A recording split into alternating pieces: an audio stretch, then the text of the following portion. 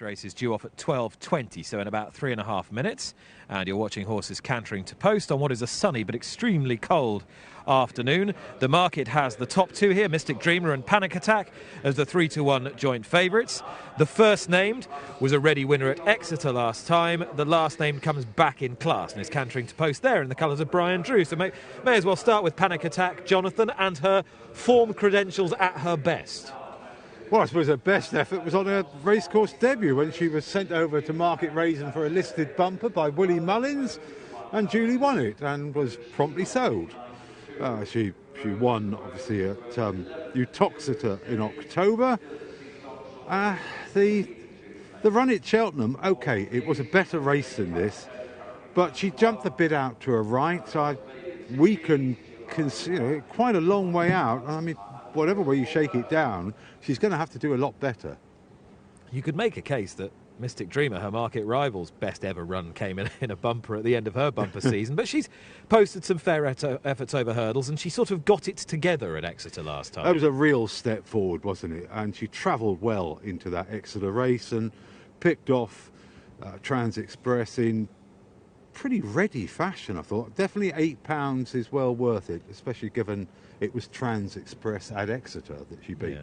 And the rider obviously gets a nice tune out of her and maintains the partnership today, Tabitha Worsley. She's a novelty is the somewhat unknown quantity here, and you'd be worried about her if you really fancied something else. You would, because obviously she's making a handicap debut. 109 doesn't look too bad, particularly given that she came from some way off the pace when she was fourth here earlier in the month in quite a big field. And you fleshed out a bit of a case for Rose is a Rose is a Rose earlier today. I did. I mean, she's not won a race yet, but I just think that the Leicester race is her performance in it is a lot better than it appears on paper. She was on the wrong part of the track. She still had every chance.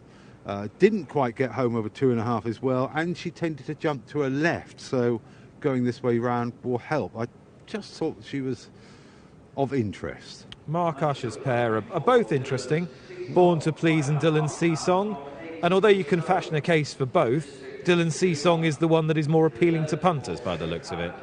Yeah, she is. She was touched off on the line in that Leicester race. Again, Born to Please I thought was up the inside, which was probably not quite the place to be, so it wouldn't be a major surprise if Born to Please was able to overturn the form. Mystic Dreamer is the market leader here at 11-4 in the colours of the Nick Gifford Racing Club. Panic Attack for Brian Drew and David Pipe, 7-2. Rose is a Rose is a Rose for Katie Price, solid at 5 with Dylan Seasong, the first of the Usher runners. She's a Novelty is fairly easy to back now, has drifted quite markedly in the last minute or two. Born to Please 8.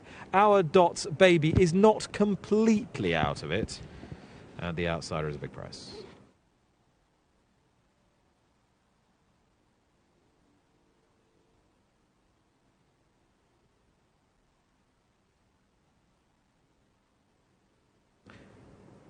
And so, Jonathan, you've got a few seconds to précis what you've been telling our extra viewers. Fine. Nice open race. Mystic Dreamer beat a course specialist at Exeter. Has to be on the premises. Panic Attack has attracted money, but definitely not mine. I thought Rose is a Rose is a Rose, who has been backed, was worth the bet. And of the Mark Usher pair, Dylan Seasong is much the more popular in the market, even though you could make a perfectly decent case for Born to Please to reverse the form. Yeah, I wouldn't be at all surprised if the form was reversed, but both have got a chance. The flag is up. We can say a very good afternoon on Challow Hurdle Day to Ian Bartlett. Barty. Thanks, Nick. Hi, everybody. Good afternoon. Coming forward. And they're off. Racing away for the first of the afternoon, which is the Mansion Bet Cheers to 2021 Mares Handicap Hurdle. Our Dot's Baby. Orange sleeve jacket got a couple of lengths lead as they race to the first of 8 flights of hurdles. This is the only one they'll take in the straight this time, and she was over it by a couple of lengths to the grey Rose is a Rose is a Rose in second place. The orange jacket nose banded head of Panic Attack is next. She's racing in third place. Then the yellow sleeves of Chiavar is quite keen, as also is She's a Novelty, a pink and blue jacket and white sleeves, and she's just about in fourth place off towards the running rail as they make the turn away to the far side. Mystic Dreamer, black and yellow colours. She won the best turned out award. Is 3 off the running rail. She's next to Chiavari. And then the last couple of runners are stablemates Born to Please, dark blue and white, and the pink and grey colours of Dylan's Sea Song. The last couple of runners, there'll be about 8-10 lengths first to last as they run on towards the first of the flights of hurdles over the far side. Number 2, Our Dots Baby, a little bit close to it, landed by around about 2 lengths to Rose is a Rose is a Rose in second in the light blue and maroon colours, and the orange jacket of Panic Attack. And then comes the white sleeves of She's a Novelty as they come to number 3, where Chiavari, white jacket and yellow sleeves, was just about level with Mystic Dreamer, and the black and yellow continues to be one of the widest runners on the course. She'll be about 5th place at the moment. Born to Please, the back marker, and Dylan's Sea Song is pink and grey jacket, 2 or 3 lengths ahead of her now at the back of the main group. So one more to take over the far side, and it continues to be Our Dots Baby and Paige Fuller continue out in front then. The maroon and light blue jacket, Ben Post on Rose is a Rose is a Rose in second place as they jump the final one over the far side. The orange jacket and dark cap is Tom Scudamore on Panic Attack, running in third place. White sleeves for Connor Brace on She's a Novelty, and Tabitha Worsley, black and yellow, on Mystic Dreamer. They are together at the moment in 4th and 5th places. James Davies is next. Dylan Sea Song, pale jacket around the outside of the black cap of Chiavari and Fergus Gillard as they run on down the side of the course. They've been 6 or 7 lengths ahead of Born to Please and Harriet Tucker for a little while now. So they have 3 more to jump from here. They're making their way towards the home turn. Of the 8, 7 of them well bunched. Born to Please about 4 or 5 lengths behind them, but beginning to close a little bit. So Our Dots Baby continues to be out in front, always been the leader. Second place, Rose is a Rose is a Rose. Almost into third now is Mystic Dreamer. Towards the left there, the black and yellow. The orange, though, the nose-banded head of Panic Attack, jumped that well into second place, and now she's gone on. So Panic Attack is the leader as they move down towards the second last. To Rose is a Rose is a Rose. Then Mystic Dreamer, 1 from the left. On the left is Dylan Sea Song. There's money for her beforehand. She's getting into contention. 1 from the right is She's a Novelty. Has gone ahead of Our Dots Baby as they come to the second last. Panic Attack led there by a length. Rose is a Rose is a Rose, and Mystic Dreamer either side giving chase, and behind those Dylan Sea Song, and then She's a Novelty, but Panic Attack has gone clear as she moves to the last. Tom Scudamore on Panic Attack up the last, jumped it fluently, a 7-8 length advantage. A good race for second place. Born to Please, who's come from the back of the field, has moved into second with Mystic Dreamer, but as they head inside the last 150 yards, Panic Attack is going to coast home here for an easy victory with Tom Scudamore. So Panic Attack is the winner. Born to Please in second place. Third place will go to Mystic Dreamer, and Dylan Sea Song about 2 lengths behind in fourth.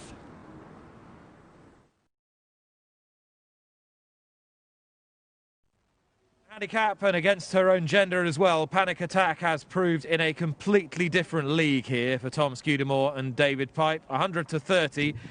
Well, the odds look extremely generous now.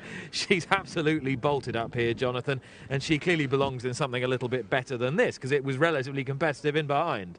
It was. They went a proper gallop in this as well, didn't they? But she was completely on top up most of the straight, and the rest, however hard they tried, were just chasing a shadow. I must say, this race rather perplexed me, and she was one of the reasons why, because I couldn't see why she was so short in the market. Now I can. Yeah, the runner-up has come from quite a long way back. I think she was picking up pieces late. Very much. I mean, she looked like she might be tailed off at halfway, Born to Please, and she's just carried on when the rest have stopped. And Mystic Dreamer's run a sound enough race without really moving forward from Exeter.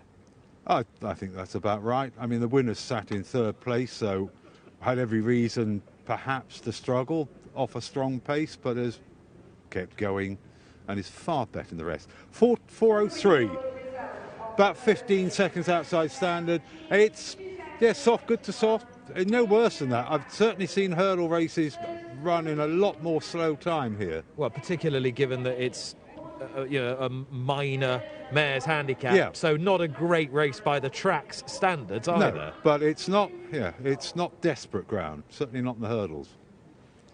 Notable that both Tom Scudamore on the winner and Tabitha Worsley on the third, they were the market principals, opted to come more toward the stand side, which is quite usual here at Newbury at this time of year. It is.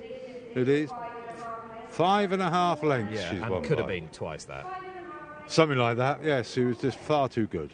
Yeah, she is useful. They've got her rolling again now. It'll be interesting to see whether she can cut it in one of those mares black type hurdle races. She's already a listed bumper winner, as you were saying. I can't see any reason why she couldn't. No, I should imagine they'd be quite happy now because they would have paid quite a lot for Yeah. her when they bought her off Willie Mullins. She looks to